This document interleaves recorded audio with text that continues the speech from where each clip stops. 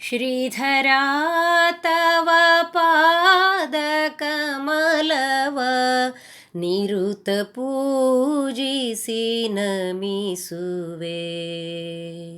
ಶ್ರೀಪರಾತ್ಪರ ಪರಮಹಂಸನೆ ಪೊರೆವುದಯತಿವರ್ಯನೇ.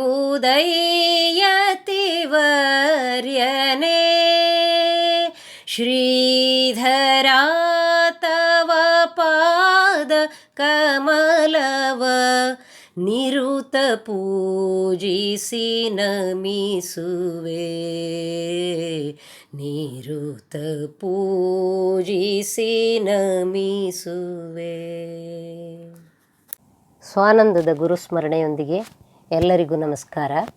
ಸಿರ್ಸಿ ತಾಲೂಕಿನ ಹೆಗಡೆಕಟ್ಟ ಬಳಿ ಇರುವಂಥ ಶೀಗೇಹಳ್ಳಿ ಪರಮ ಪವಿತ್ರವಾದ ಪುಣ್ಯಭೂಮಿ.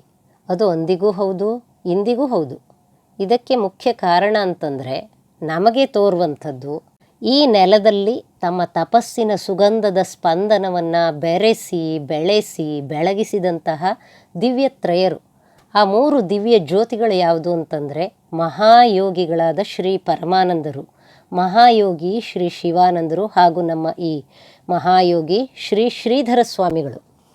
ಈ ಜ್ಯೋತಿತ್ರಯರು ಇಲ್ಲಿ ಬೆಳಗಿಸಿಟ್ಟ ಅನೇಕ ಜ್ಯೋತಿಗಳು ನಮ್ಮ ದೇಶದ ಅನೇಕ ಭಾಗಗಳಲ್ಲಿ ದಿವ್ಯವಾಗಿ ಬೆಳಗಿ ಇನ್ನೂ ಹಲವಾರು ದೀಪಗಳನ್ನು ಬೆಳಗಿಸಿಟ್ಟಿದ್ದಾವೆ. ಮುಂದೆ ಈ ಶ್ರೀಧರಾಮೃತ ಸಂಚಿಕೆಯಲ್ಲಿ ಆ ದಿವ್ಯ ಜ್ಯೋತಿಗಳ ಬಗೆಗೂ ಸಂಕ್ಷಿಪ್ತವಾಗಿ ನಾವು ಪರಿಚಯ ಮಾಡಿಕೊಳ್ತಾ ಹೋಗೋಣ.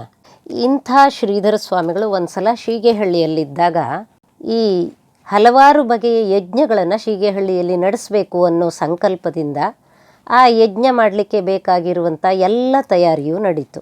ಯಜ್ಞ ವೇದಿಕೆ, ಯಜ್ಞಕುಂಡ, ಋತ್ವಿಜರು ಮತ್ತು ಯಜ್ಞಕ್ಕೆ ಬೇಕಾಗುವಂತಹ ಎಲ್ಲ ರೀತಿಯ ಸಾಮಗ್ರಿಗಳು, ಬೇರೆ ಬೇರೆ ಚಪ್ಪರಗಳೂ ಕೂಡ ತಯಾರಾದವು. ಅಂದರೆ ಬೇರೆ ಬೇರೆ ಯಜ್ಞಕ್ಕೆ ಬೇರೆ ಬೇರೆ ಚಪ್ಪರಗಳೇ ತಯಾರಾದವು. ಹಲವು ದಿನಗಳ ಕಾಲ ಈ ಯಜ್ಞ ನಡೀತು. ಈ ಯಜ್ಞಗಳು ಈ ಶ್ರೀಧರ ಸ್ವಾಮಿಗಳ ಸಾನ್ನಿಧ್ಯದಲ್ಲಿ ನಿರ್ವಿಘ್ನವಾಗಿ ನಿರಾತಂಕವಾಗಿ ಅತ್ಯುತ್ಸಾಹದಿಂದ ಈ ಭಕ್ತರೇನಿದ್ದಾರೆ ಆ ಭಕ್ತರ ಭಕ್ತಿ ಸೇವೆಯಲ್ಲಿ ಬಹಳಷ್ಟು ಆಸ್ತಿಕ ಜನರು ಬಂದಿದ್ದರು. ಇದೆಲ್ಲ ತುಂಬಿಕೊಂಡು ಸಂತೋಷ ಸಂಭ್ರಮದಿಂದ ಈ ಶೀಗೇಹಳ್ಳಿ ಮಠದ ಪರಿಸರದಲ್ಲಿ ಎಲ್ಲರಿಗೂ ತ್ರಿಕಾಲ ಅನ್ನದಾನ ನಿರಂತರವಾಗಿ ನಡೀತಾ ಇತ್ತು. ಕೊನೇ ದಿವಸ ಅಂದರೆ ಯಜ್ಞಗಳ ಪೂರ್ಣಾಹುತಿಯ ದಿವಸ, ಆ ದಿವಸ ಶ್ರೀಧರ ಸ್ವಾಮಿಗಳು ಅಲ್ಲೇ ಆ ಯಜ್ಞ ಮಂಟಪದ ಸಾಲಿನಲ್ಲೇ ಒಂದು ಸಣ್ಣ ಚಪ್ಪರದಲ್ಲಿ ಕೂತ್ಕೊಂಡು ಗೀತಾ ಪಾರಾಯಣ ಮಾಡ್ತಾ ಇದ್ದರು. ಆಗ ಮಧ್ಯಾಹ್ನದ ಹೊತ್ತು ಸುಮಾರು 2-2.5 ಗಂಟೆ ಇರ್ಬೋದು. ಬಿಸಿಲು ತುಂಬ ಜೋರಾಗಿದೆ. ಶ್ರೀಧರ ಸ್ವಾಮಿಗಳು ಗೀತಾ ಪಾರಾಯಣ ಮಾಡ್ತಾ ಇರುವಂಥ ಆ ಪುಟ್ಟ ಚಪ್ಪರದಲ್ಲಿ ಅವರೆದುರಿಗೆ ಅವರ ಭಕ್ತನೊಬ್ಬ ಕೂತು ಆ ಗೀತಾ ಪಾರಾಯಣ ಮಾಡ್ತಾ ಇರುವಂಥ ಸ್ವಾಮಿಗಳಲ್ಲೇ ಮನಸ್ಸಿಟ್ಟು ಗೀತೆಯನ್ನು ಕೇಳ್ತಾ ಇದ್ದಾನೆ. ಅವನ ಹೆಸರು ನಾರಾಯಣ ಶಂಕರಪ್ಪ ಹೆಗಡೆ ಹರೀಶೆ. ಈ ಮನುಷ್ಯ ಆ ಕಾಲದ ಯಾವ ಸಾಧು ಸಂತರನ್ನು ಕಂಡರೂ ಯಾವುದೋ ಒಂದು ಕೊರತೆ ಅವನಿಗೆ ಕಾಡ್ತಿತ್ತು. ಆ ಸಾಧು ಸಂತರಲ್ಲಿರುವಂಥ ಕೊರತೆ. ಯಾವಾಗ ಈ ನಾರಾಯಣ ಹೆಗಡೆಯವರು ಶ್ರೀಧರ ಸ್ವಾಮಿಗಳನ್ನು ದರ್ಶನ ಮಾಡಿದ್ರು, ಆವಾಗಿಂದ ಈ ಶ್ರೀಧರ ಸ್ವಾಮಿಗಳ ವ್ಯಕ್ತಿತ್ವಕ್ಕೆ ಮನಸೋತು ಅವರ ಭಕ್ತನಾಗ್ಬಿಟ್ನಂತೆ. ಆ ಭಕ್ತ ಮತ್ಯಾವ ತೀರ್ಥಕ್ಷೇತ್ರಕ್ಕೂ ಹೋಗ್ತಿರಲಿಲ್ಲ ಅಂತೆ, ಮತ್ತು ಯಾವ ದೇವರ ದರ್ಶನ ಮಾಡಲಿಕ್ಕೂ ಹೋಗ್ತಾ ಇರಲಿಲ್ಲ ಅಂತೆ. ಶ್ರೀಧರ ಸ್ವಾಮಿಗಳನ್ನು ಆಗಾಗ ಬಂದು ದರ್ಶನ ಮಾಡ್ಕೊಂಡು ಹೋಗ್ತಾ ಇದ್ದ. ಆ ನಾರಾಯಣ ಹೆಗಡೆಯವರೇ ಈ ಹೊತ್ತಿನಲ್ಲಿ ಶ್ರೀಧರ ಸ್ವಾಮಿಗಳ ಎದುರಿಗೆ ಕೂತು ಆ ಗೀತಾ ಪಾರಾಯಣವನ್ನು ಕೇಳ್ತಾ ಇದ್ದಾರೆ. ಅಷ್ಟು ಹೊತ್ತಿಗೆ ಏನಾಯಿತು, ಮಠದ ಎದುರುಗಡೆಯಿಂದ ಒಂದು ಗಲಾಟೆ, ಏನೋ ಒಂದು ಹಾಹಾಕಾರ ಕೇಳಿಬಂತು. ಇಲ್ಲಿ ಈ ಶ್ರೀಧರ ಸ್ವಾಮಿಗಳ ಗೀತಾ ಪಾರಾಯಣ ಇನ್ನೇನು ಮುಗಿಯೋ ಹಂತಕ್ಕೆ ಬಂದಿದೆ. ಕೆಲವಾರು ಶ್ಲೋಕಗಳು ಬಾಕಿ ಇವೆ. ಅಷ್ಟರಲ್ಲಿ ಈ ಹೆಗಡೆಯವರು ಆ ಕಡೆ ನೋಡ್ತಾ ಇರುವಂಗೆನೆ ಆ ಕಡೆಯಿಂದ ಒಬ್ಬನು ಓಡಿ ಬರ್ತಾನೆ.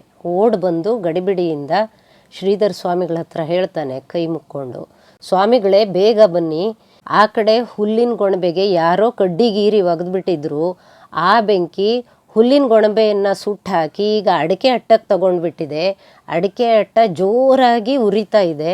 ಆ ಜ್ವಾಲೆ ಮಠದ ಒಳಗೂ ಬರ್ತಾ ಇದೆ. ಮಠನೂ ಆಹುತಿ ಆಗ್ಬಿಡ್ತದೇನೋ ಅಂತ ಕಾಣ್ತಾ ಇದೆ. ನೀವು ಬೇಗ ಬನ್ನಿ ಬೇಗ ಬನ್ನಿ ಅಂತ ಅವನು ಗಡಿಬಿಡಿಯಿಂದ ಪ್ರಾರ್ಥನೆ ಮಾಡ್ಕೊಂಡು ಸೀದಾ ಓಡಿ ಮತ್ತೆ ಆ ಕಡೆಗೆ ಹೋಗ್ಬಿಡ್ತಾನೆ.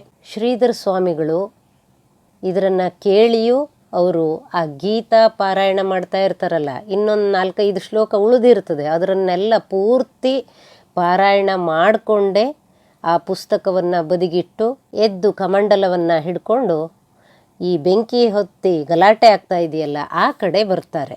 ಹಾಗೆ ಬಂದವರು ಅಲ್ಲಿ ಆ ರೀತಿ ಕತ್ತುತ್ತಾ ಇರುವಂಥ ಬೆಂಕಿಯ ಜ್ವಾಲೆಯನ್ನು ನೋಡ್ತಾರೆ.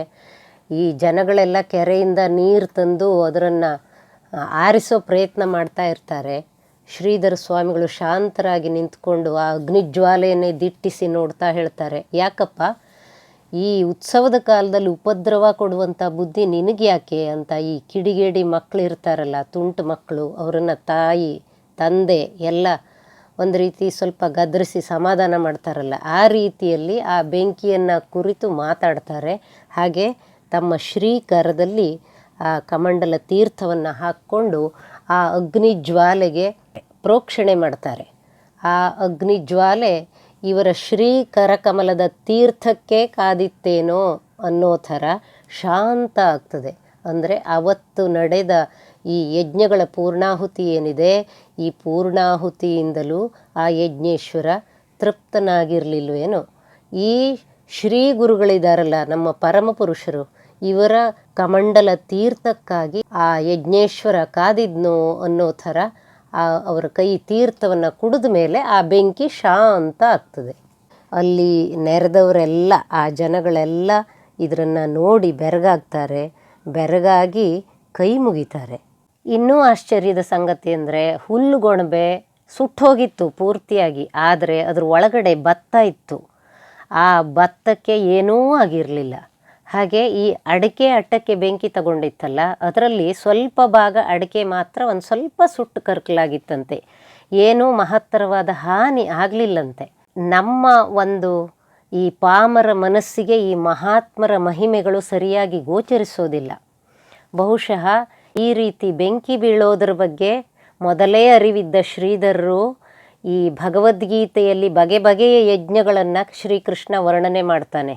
ಆ ಯಜ್ಞ ಪುರುಷನಾದ ಶ್ರೀಕೃಷ್ಣನನ್ನು ಗೀತೆಯ ಮೂಲಕ ಆರಾಧನೆ ಮಾಡಿಯೇ ಆ ಸಿದ್ಧಿಯನ್ನು ತಮ್ಮೆದೆಯಲ್ಲಿ ಹೊತ್ಕೊಂಡು ಈ ಅಗ್ನಿಯನ್ನು ಶಮನ ಮಾಡಿದರೇನೋ ಅಂತ ಅನಿಸ್ತದೆ. ಈ ಯೋಗ ಸಿದ್ಧಿಯನ್ನು ಪಡೆದುಕೊಂಡಂತಹ ಈ ಶ್ರೀಧರರಂತಹ ಮಹಾಪುರುಷರು ಈ ಪಂಚಭೂತಗಳು ಅನ್ನುವಂತಹ ಭೂಮಿ, ನೀರು, ಗಾಳಿ, ಅಗ್ನಿ, ಆಕಾಶ ಇಂಥದ್ದೆಲ್ಲವನ್ನೂ ಕೂಡ ಸ್ವ ಇಚ್ಛೆಯಿಂದ ನಿಯಂತ್ರಿಸ್ತಾರೆ. ಅವರ ಮಾತನ್ನು ಇಡೀ ಪ್ರಕೃತಿಯೇ ಪಾಲಿಸ್ತದೆ. ಅಂತಹ ಒಂದು ದೃಶ್ಯ ಇಲ್ಲಿ ಆ ಭಕ್ತರಿಗೆ ಅವತ್ತು ಪ್ರತ್ಯಕ್ಷ ಗೋಚರ ಆಯಿತು. ಇಷ್ಟೇ ಅಲ್ಲ, ಈ ಬೆಂಕಿಯನ್ನು ನಂದಿಸ್ಲಿಕ್ಕೆ ಹೋದಂಥ ಹಂಸಗಾರು ಲಕ್ಷ್ಮೀನಾರಾಯಣ ಅನ್ನುವಂತಹ ಒಬ್ಬ ಸಾಧು, ಅವನ ಕೈ ಆ ಬೆಂಕಿಯ ಜ್ವಾಲೆಗಳಿಗೆ ಸಿಕ್ಕು ಸ್ವಲ್ಪ ಸುಟ್ಟು ಹೋಗಿತ್ತು. ತುಂಬ ಉರಿಯಾಗ್ತಾ ಇತ್ತು. ಇದು ಶ್ರೀಧರ ಸ್ವಾಮಿಗಳಿಗೆ ಗೊತ್ತಾಯಿತು. ಶ್ರೀಧರ ಸ್ವಾಮಿಗಳು ಆ ಲಕ್ಷ್ಮೀನಾರಾಯಣ ಅನ್ನುವಂಥ ಸಾಧಕನನ್ನು ಕರೆದು ತಮ್ಮ ತೀರ್ಥವನ್ನು ಮತ್ತೆ ಅವನ ಕೈಗಳಿಗೂ ಪ್ರೋಕ್ಷಿಸಿ ಮಾತೃ ಮಮತೆಯಿಂದ ಅವನ ಕೈಯನ್ನು ನೇವರಿಸ್ತಾರೆ. ಉರಿ ಕಡಿಮೆ ಆಗ್ತದೆ ಮಗ ಅಂತ. ಆ ಕ್ಷಣ ಅವನ ಕೈಯ ಉರಿಯೂ ಕೂಡ ಕಡಿಮೆ ಆಯಿತು. ಅಲ್ಲಿಯೂ ಆ ಅಗ್ನಿ ಶಾಂತವಾಯಿತು. ಈ ರೀತಿ ಮಹಾತ್ಮರು ನೆಲೆಸಿದಂತಹ ತಾಣವಾದ ಈ ಶೀಗೇಹಳ್ಳಿಯಲ್ಲಿ ಇವತ್ತಿಗೂ ಇಂತಹ ಮಹಾತ್ಮರ ತಪಸ್ಸಿನ ತರಂಗದ ಸ್ಪಂದನ ಇಲ್ಲಿಯ ನೆಲ, ಜಲ, ಗಾಳಿಯಲ್ಲೆಲ್ಲ ತುಂಬಿಕೊಂಡಿದೆ. ಹಾಗಾಗಿ ಈ ಶೀಗೇಹಳ್ಳಿ ಮಠಕ್ಕೆ ನಡೆದುಕೊಳ್ಳುವಂತಹ ಭಕ್ತರ, ಶಿಷ್ಯರ, ಅವರ ಭಕ್ತಿಯ ಪ್ರಾರ್ಥನೆಗನುಗುಣವಾಗಿ ಅವರ ಮನಸ್ಸಿನ ಅಭೀಷ್ಟ ಮತ್ತು ಅವರ ಸಂಕಷ್ಟಗಳನ್ನು ನಿವಾರಿಸುವ ಶಕ್ತಿ ಈ ಸ್ಥಳಕ್ಕಿದೆ.